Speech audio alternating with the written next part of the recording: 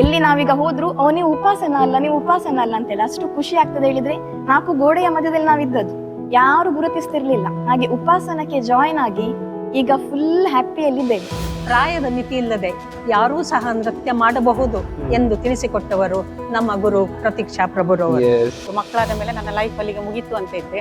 ಉಪಾಸನಕ್ಕೆ ಬಂದ ಮೇಲೆ ನನಗೆ ನನ್ನ ಹೊಸ ಲೈಫ್ ಅನ್ನು ಕಂಡುಕೊಂಡೆ. ಏನೋ ಒಂದು ಕಾಲೇಜ್ ಲೈಫ್ ಹೀಗೆ ಬಂದ ಹಾಗೆ ಫೀಲ್ ಆಗ್ತದೆ. ಇಲ್ಲಿ ಬಂದ ಮೇಲೆ ನಾವೊಂದು ಮಾಡರ್ನ್ ಡ್ರೆಸ್ ಹಾಕೊಳ್ಳಿಕ್ಕೆ, ಎಲ್ಲ ಹಬ್ಬಗಳನ್ನು ಸೆಲೆಬ್ರೇಷನ್ ಮಾಡೋದು, ಎಲ್ಲದನ್ನು ನಾನು ಕಂಡುಕೊಂಡೆ.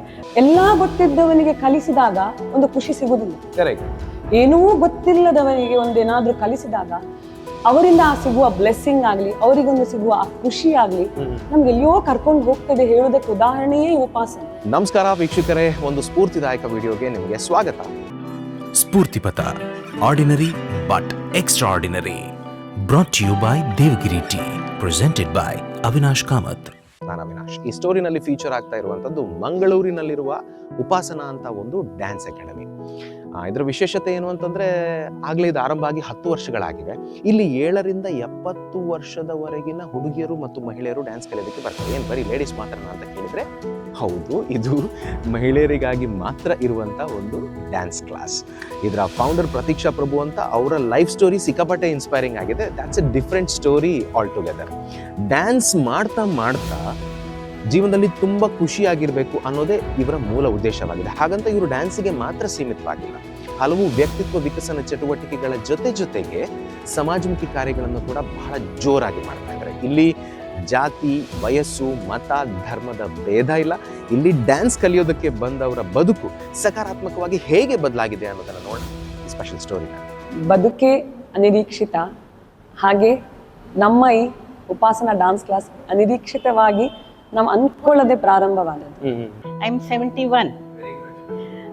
ಇದಕ್ಕೆ ಸೇರುವ ಮೊದಲು ನಾನು ಯೋಗ ಕ್ಲಾಸಿಗೆಲ್ಲ ಹೋಗ್ತಿದ್ದೆ.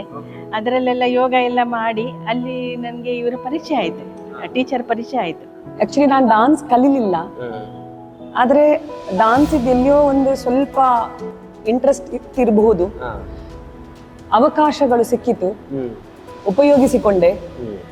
ಗೊತ್ತಿಲ್ಲದೆ ಇವತ್ತು ಈ ಮಟ್ಟಕ್ಕೆ ಬೆಳೆದೆ. ನನಗೆ ಗೊತ್ತೇ ಇಲ್ಲ ನನಗೆ ಡ್ಯಾನ್ಸ್ ಮಾಡಲಿಕ್ಕೆ ಇಂಟ್ರೆಸ್ಟ್ ಉಂಟು ಅಂತ.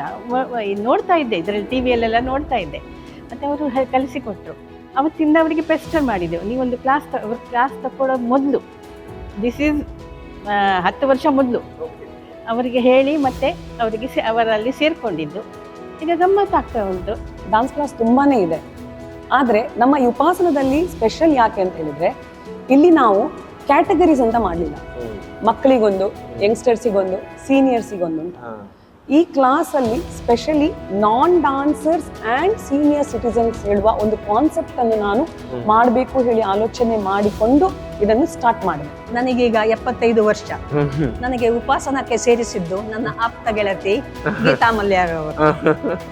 ನಾನು ನನ್ನ ಮಗಳಿಗೆ ಡಾನ್ಸ್ ಕ್ಲಾಸ್ ಹಾಕಿದ್ದೆ, ಆದರೆ ನನ್ನ ಮಗಳಿಗೆ ಡಾನ್ಸ್ ಕ್ಲಾಸ್ ಇಂಟ್ರೆಸ್ಟೇ ಇರಲಿಲ್ಲ. ಹಾಗೆ ಒಂದು 2 ತಿಂಗಳು ನಾನು ಮಾಡಿದ್ದೆ ಡಾನ್ಸ್. ಸೊ ಹಾಗೆ ನನಗೂ ಬೇಡ ಅನ್ಸಿತ್ತು, ಮಗಳಿಗೆ ಬೇಡ ಅಲ್ಲ, ನನಗೂ ಬೇಡ ಅನ್ಸಿತ್ತು. ಹಾಗೆ ನಾನು ನನ್ನ ಕಸಿನ್ ಜೊತೆ ವಾಕ್ ಮಾಡ್ತಾ ಇರುವಾಗ ಡಾನ್ಸ್ ಕ್ಲಾಸ್ ಅಲ್ಲಿ ಒಬ್ರು ಇದ್ದವರು ನನಗೆ ಯೋಗ ಕ್ಲಾಸ್ ಜಾಯಿನ್ ಆಗಿ ಅಂತ ಹೇಳಿದ್ರು, ಕಾಲ್ ಮಾಡಿದ್ರು. ನಾನು ಹೋದಾಗ ಅಲ್ಲೆಲ್ಲರೂ ಸೀನಿಯರ್ಸ್ ಇದ್ರು, ಹಿರಿಯರೆಲ್ಲರೂ. ಇವ್ರು ಹಿರಿಯರ ಜೊತೆ ನಾನು ಯೋಗ ಮಾಡೋದಲ್ಲ, ಇಟ್ಸ್ ಓಕೆ, ನಾ ಮಾಡ್ತೇನೆ ಅಂತ ಅನ್ಕೊಂಡೆ ಸ್ಟಾರ್ಟ್ ಮಾಡಿದೆ. ಅಲ್ಲೇ ಹೋದಾಗ್ಲೇ ಅಲ್ಲಿಯ ಮೇಡಮ್ ನನಗೆ ಒಂದು ಮಾತು ಹೇಳಿದ್ರು. ನಮ್ದು ಆಗಸ್ಟ್ 15ಗೆ KMC ಅತ್ತಾವರದಲ್ಲಿ ಡಾಕ್ಟರ್ ಪ್ರಭಾಧಿಕಾರಿ ಅವರು ನವಚೈತನ್ಯ ಹೇಳೋ ಒಂದು ಹಿರಿಯರಿಗೋಸ್ಕರ ಒಂದು ಗ್ರೂಪ್ ಅನ್ನು ಮಾಡಿದ್ರು, ಯೋಗ ಗ್ರೂಪ್. ಅಲ್ಲಿ ಒಂದು ಕಾರ್ಯಕ್ರಮ ಉಂಟು, ನೀವು ಡಾನ್ಸ್ ಮಾಡ್ಬೋದಾ? ನನ್ಗೊಂದ್ಸಲ ಎನ್ಸಿದ್ರು, ನಂಗೆ ಡಾನ್ಸ್ ಬರುದಿಲ್ಲ ಮೇಡಮ್ ಅಂತ ಹೇಳಿದ್ರು. ಆ ಒಂದು ಕ್ಷಣದಲ್ಲಿ ನಂಗೊಂದು ಆಲೋಚನೆ ಬಂತು, ಇವರೆಲ್ಲ ಹಿರಿಯರಿದ್ದಾರಲ್ವಾ, ಇವರಿಗೆ ಯಾಕೆ ಕಲಿಸಬಾರ್ದು ಅಂತ ಹೇಳಿ ನಾನು ಅಲ್ಲಿ ಆನ್ ಸ್ಪಾಟ್ ಹೇಳಿದೆ, ನಾನು ಇವ್ರಿಗೆ ಕಲಿಸ್ತೇನೆ ಹೇಳಿ.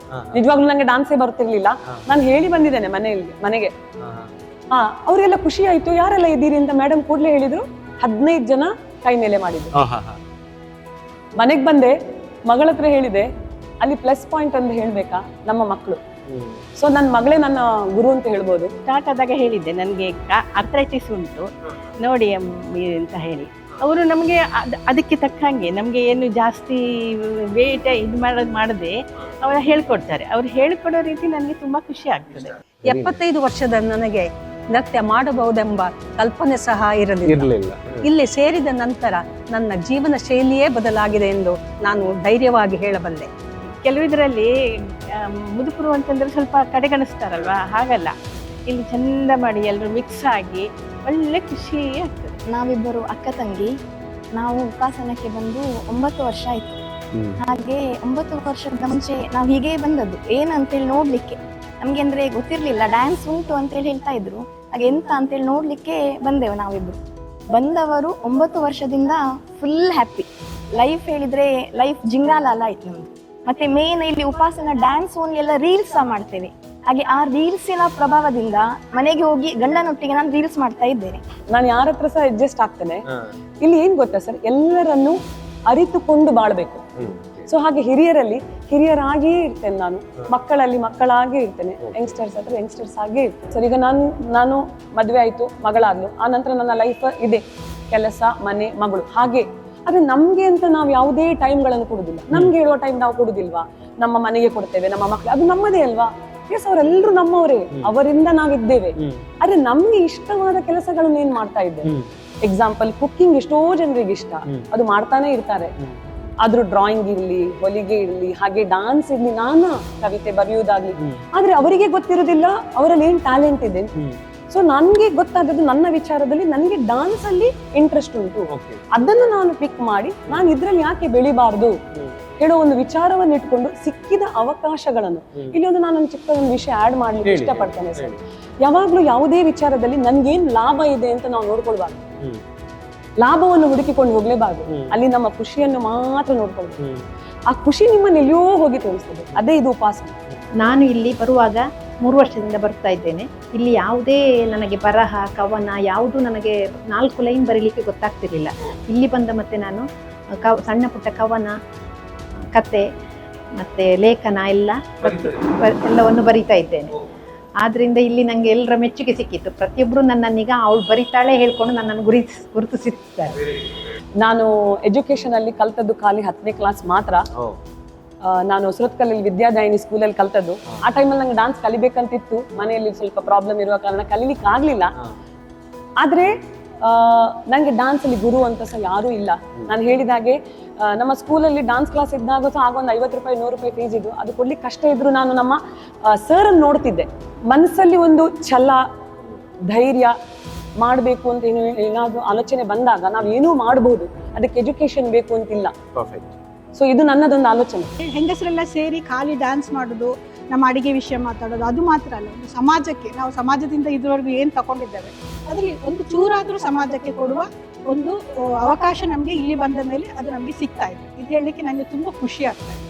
ಅದು ಹೆಸರಿಗೆ ತಕ್ಕ ಕ್ಲಾಸ್ ಉಂಟು, ಮತ್ತೆ ಅವರು ಡ್ಯಾನ್ಸ್, ಗೇಮ್ಸ್ ಎಲ್ಲ ಮಾಡಿಸ್ತಾರೆ. ನಮಗೆ ಮನೇಲಿದ್ದದ್ದು ಟೆನ್ಷನ್ ಎಲ್ಲ ಫ್ರೀ ಆಗ್ತದೆ. ಹಾಗಾಗಿ ಹ್ಯಾಪಿ ಆಗಿ ಇರ್ಲಿಕ್ಕೆ ಇಲ್ಲಿ ಬರ್ತಾ ಇದ್ದೇವೆ. ಈಗ ಏನಾಗ್ತದೆ ಗೊತ್ತಾ ಸರ್, ನನ್ನ ಹತ್ರ ತುಂಬಾ ಜನ ಬರ್ತಾರೆ, ಡಿಗ್ರಿ ಆಗಿದೆ, ಡಬಲ್ ಗ್ರಾಜುಯೇಟ್ ಆಗಿದೆ, ಎಲ್ಲ ಒಳ್ಳೆ. ಈಗ ನಂಗೆ ಇಂಗ್ಲಿಷ್ ಮಾತಾಡ್ಲಿಕ್ಕೂ ಬರುದಿಲ್ಲ, ಇಂಗ್ಲಿಷ್ ಮಾತಾಡ್ಲಿಕ್ಕೆ ಬರೋರು ಬರ್ತಾರೆ. ಈಗ ನಿಮ್ಗೆ ಇಂಗ್ಲಿಷ್ ಮಾತಾಡ್ಲಿಕ್ಕೆ ಬರಲ್ಲ ಅಂತ ನಿಮ್ಗೆ ಅಳುಕಿಲ್ವಾ? ಸರ್ ಒಂಚೂರು ಇಲ್ಲ. ಯಾಕೆ ಅಂತ ಹೇಳ್ತೇನೆ, ನನ್ನ ಹತ್ರ ಏನು ಇಲ್ಲವೋ ನಾನು ಅದರ ಬಗ್ಗೆ ಆಲೋಚನೆಯೇ ಮಾಡುದಿಲ್ಲ. Very good. ನನ್ನ ಹತ್ರ ಏನಿದೆಯೋ ಅದರ ಬಗ್ಗೆ ನಾನು ಜಾಸ್ತಿ ಆಲೋಚನೆ ಮಾಡಿ ಅದರಲ್ಲಿ ವರ್ಕ್ ಮಾಡಿ ಅದರಲ್ಲಿ ಹೇಗೆ ಮುಂದೆ ಬರಬಹುದು ಹೇಳುವ ವಿಚಾರವನ್ನು ಮಾತ್ರ ನಾನು ಆಲೋಚನೆ ಮಾಡ್ತೀನಿ. ಫ್ಯಾಂಟಾಸ್ಟಿಕ್. ಸೊ ಇದನ್ನೇ ನಾನು ಎಲ್ರಿಗೂ ಹೇಳುವಂಥದ್ದು. ಇಲ್ಲಿ ಸೇರುವಾಗ ಗಂಡ ಕೇಳಿದ್ರು, ನೀನು ಡ್ಯಾನ್ಸ್ ಕ್ಲಾಸಿಗೆ ಸೇರ್ತೀಯಾ ಅಂತ ಹೇಳಿ. ಈಗ ನನ್ನ ಗಂಡ ಕೇಳ್ತಾರೆ, ಮದುವೆ ಫಂಕ್ಷನ್ ಯಾರ ನಮ್ಮ ಹತ್ರದ್ದು ಬರುವಾಗ, ನೀನು ಡ್ಯಾನ್ಸ್ ಮಾಡೋದಿಲ್ವಾ, ನೀನು ಜೊತೆಯಲ್ಲಿ ಮಾಡುವನ ಅಂತ ಕೇಳ್ತಾರೆ. ಇದು ಒಂದು ನಮ್ಮನೆಯ ಒಂದು ಹುರುಪು, ಒಂದು ನನಗೂ ಸಹ ಅವರಿಗೆ ಸಹ ಖುಷಿ. ನಾನಿಲ್ಲಿ ಹೇಳುದು, ನಿಮ್ಮ ಹತ್ರ ಏನಿದೆ ಅದರಲ್ಲಿ ಖುಷಿ ಪಡಿ. ಸೂಪರ್ ಉಂಟು ಜೀವನ, ಆದ್ರೆ ನಮ್ಮ ಹತ್ರ ಏನಿಲ್ವೋ ನಾವು ಅದರ ಬಗ್ಗೆನೇ ಆಲೋಚನೆ ಮಾಡಿಕೊಂಡು ದುಃಖದಲ್ಲಿರ್ತೇವೆ. ಒಳಗಿರೋ ಕಾನ್ಫಿಡೆಂಟ್ ಪುನಃ ಬಂತು, ನಾನು ಮಾಡಬಹುದು ಅಂತ. ಟೀಚರ್ ಆಗಾಗ ಹೇಳ್ತಿದ್ರು, ನೀನು ಮಾಡಬಹುದು, ನಿನ್ನಲ್ಲಿ ಕ್ವಾಲಿಟಿ ಉಂಟು, ನೀನು ಲೀಡರ್ಶಿಪ್ ಕೂಡ ತಗೊಳ್ಬಹುದು ಅಂತ ಹೇಳ್ತಿದ್ರು. ಈಗ ಡಾನ್ಸ್ ಮಾಡಿ ಮಾಡಿ ಮಾಡಿ ಈಗ ಅದೆಲ್ಲ ಭಯ ಕೂಡ ಹೋಗಿಬಿಟ್ಟಿದೆ. ಅಂದ್ರೆ ನಾನು ಕೂಡ ಮಾಡ್ಬೋದು, ಸ್ಟೆಪ್ ನೆನ್ಪಿಟ್ಕೊಳ್ಬಹುದು, ಫಾಲೋ ಮಾಡ್ಬೋದು ಅಂತ. ಮತ್ತೆ ಇನ್ನೊಂದು ಪಾಯಿಂಟ್ ಅಂದ್ರೆ, ಜಾಯಿನ್ ಆಗುವಾಗ ನಾನು ಮತ್ತೆ ನನ್ನ ಮಗಳು 8 ವರ್ಷ ಆಯ್ತು ಮಗಳಿಗೆ, ಅವಾಗ ಜಾಯಿನ್ ಆಗುವಾಗ ನಾವಿಬ್ರು ಒಟ್ಟಿಗೆ ಸೇರಿದ್ವಿ. ಮತ್ತೆ ಅವಳಿಗೆ ಸ್ಕೂಲ್ ಡೇಗೆಲ್ಲ ನಾನು ರೆಡಿ ಮಾಡ್ತಿದ್ದೆ ಡಾನ್ಸ್ ಪ್ರೋಗ್ರಾಮ್ಗೆ ಅದೀಗ. ಬಟ್ ಇಲ್ಲಿ ಬಂದ ನಂತರ ನಾವು ಎಲ್ಲ ತರದ ಹಬ್ಬವನ್ನು ಕೂಡ ಸೆಲೆಬ್ರೇಟ್ ಮಾಡ್ತೇವೆ. ಅದು ಕೂಡ ಡ್ರೆಸ್ಸಿಂಗ್ ಎಲ್ಲ ಮಾಡಿ ಸುಮ್ಮನೆ ಡ್ರೆಸ್ ಹಾಕಿ ಸೆಲೆಬ್ರೇಟ್ ಮಾಡ್ತೇವೆ ಹಬ್ಬವನ್ನು. ಈಗ ಅವಳು ಕೂಡ ನನಗೆ ಹೆಲ್ಪ್ ಮಾಡ್ತಾಳೆ. ನಮ್ದು ಡಾನ್ಸ್ ಪ್ರೋಗ್ರಾಮ್ ಇದ್ರೆ ಅವಳು ನಮ್ಗೆ ಹೆಲ್ಪ್ ಮಾಡ್ತಾಳೆ ರೆಡಿ ಆಗ್ಲಿಕ್ಕೆ. ಮುಂಚೆ ನಾನು ಅವಳಿಗೆ ಹೆಲ್ಪ್ ಮಾಡ್ತಿದ್ದೆ. ಮತ್ತೆ ಸಮಾಜ ಸೇವಾ ಚಟುವಟಿಕೆಗಳನ್ನು ಕೂಡ ಕೈಗೊಳ್ತೀರಂತೆ. ಇದು ಯಾಕೆ ನಾವು ಮಾಡ್ತೇವೆ ಹೇಳಿದ್ರೆ ಸರ್, ಪ್ರತಿಯೊಬ್ಬರು ಏಜ್ ಅಲ್ಲಿ ದೊಡ್ಡವರಾಗಿರ್ಬೋದು, ಆದ್ರೆ ಮನ್ಸಲ್ಲಿ ಈಗ ಸಹ ಎಲ್ಲರೂ ಮಕ್ಕಳೇ. ಹೌದು. ಅವರಿಗೆ ನಾವು ಖಾಲಿ ಡಾನ್ಸ್ ಮಾಡಿ ಮನೆಗೆ ಕಳಿಸೋದಲ್ಲ, ಪ್ರತಿ ತಿಂಗಳು ಬೇರೆ ಬೇರೆ ಆಕ್ಟಿವಿಟೀಸ್ ಕೊಟ್ಟಾಗ ಅವರ ಮೈಂಡ್ ಚುರುಕಾಗ್ತಾ ಹೋಗ್ತದೆ. ಎಕ್ಸಾಂಪಲ್, ನಾನು ಡಾನ್ಸ್ ಕಲಿಸ್ತೇನೆ, ಅಲ್ಲಿ ಬಿಟ್ಟು ಬಿಡುದಲ್ಲ, ಆ ಮಂತ್ಲಿ ಎಂಡ್ ಅಲ್ಲಿ ನಾನೀಗ ಪ್ರೋಗ್ರಾಮ್ ಮಾಡಿದಾಗ ಅದನ್ನ ಅಷ್ಟೊಂದು ನೆನಪು ಮಾಡ್ಬೇಕು ಅವರು. ಪ್ಲಸ್ ಒಂದು ಬೇರೆ ಬೇರೆ ತರಹದ ಕಾರ್ಯಕ್ರಮಗಳನ್ನು, ಈಗ ದೇವರದ್ದಾಗ್ಲಿ, ಈಗ ಎಕ್ಸಾಂಪಲ್ ಹೇಳಿದ್ರೆ ಎಷ್ಟೋ ಜನರಿಗೆ ಹಸ್ಬೆಂಡ್ ಇರುವುದಿಲ್ಲ, ಮನೆಯಲ್ಲಿ ಪೂಜೆಗಳಲ್ಲೆಲ್ಲ ಭಾಗವಹಿಸ್ಲಿಕ್ಕೆ ಆಗುದಿಲ್ಲ.